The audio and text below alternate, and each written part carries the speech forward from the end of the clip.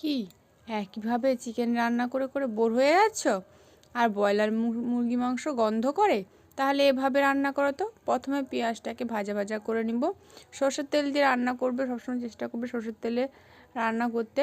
তার আগে কিন্তু আমি চিকেনটাকে 1 ঘন্টা মতন গরম জলে লেবু চিপড়ে ভিজিয়ে রেখেছিলাম। তারপরে জলটাকে ফেলে দিয়ে ওই চিকেনে কিন্তু নুন হলুদ মেখে রেখেছিলাম। দেখো, নুন হলুদ আর একটু সরষের তেল মেখে রেখেছিলাম। এবার আমি কিন্তু কোনো আদা রসুন কোনো গুঁড়ো মশলা ব্যবহার করিনি। প্রথমে কিন্তু আমি চিকেনটা দিয়েছি পেঁয়াজটাকে ভাজা ভাজা করে। এবার কি করব, এই জলটাকে পুরো শুকিয়ে নিব। যতক্ষণ না এই জলটা শুকিয়ে যাচ্ছে ততক্ষণ কিন্তু আমরা রান্না করতে থাকবো, নাড়তে থাকবো। এই দেখো, আমি আলুটা দিয়ে দিলাম, কারণ আলুগুলো এখন সেদ্ধ হতে চায় না, তো ভাজা ভাজা করে নিয়েছি। তবুও আলুটাও কিন্তু আমি এই চিকেনের সঙ্গেই দিয়ে দিলাম।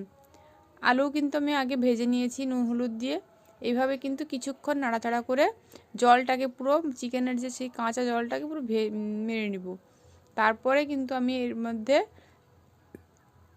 দিয়ে দিব একে একে সব মশলা।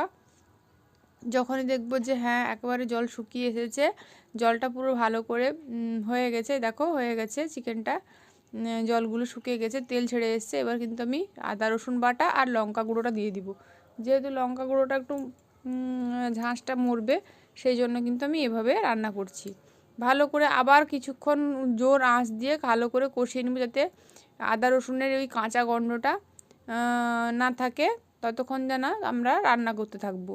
ভালো করে রান্না করার পর কাঁচা গন্ধটা যখনই চলে যাবে, তখনই কিন্তু আরও কিছুক্ষণ ভালো করে নাড়াচাড়া করে সবটা কিন্তু ভালো করে মিশিয়ে নিব। তারপরে এই দেখো আমাদের ভিউটা দেখো, আমি যেখানে রান্না করি বাইরের ভিউটা দেখালাম তোমাদেরকে। যাই হোক, টমেটো দিয়ে দিলাম, কাঁচা টমেটো দিয়ে দিলে, কাঁচা টমেটো বলছি, পাকা টমেটো দিয়ে দিলাম দুটো। পাকা টমেটো দিয়ে কিছুক্ষণ নাড়াচাড়া করে নেব। আবারও ভালো করে দেখো কালারটা কত সুন্দর এসেছে, আর আমার চিকেনগুলো কিন্তু সেদ্ধ হয়ে এসছে।